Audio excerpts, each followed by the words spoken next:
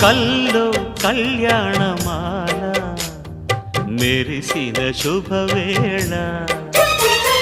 కలలే నిజమైన వేళ మనువొక రసలీలా పరిచయమైనవి పరువాలు పరవశమైనవి హృదయాలు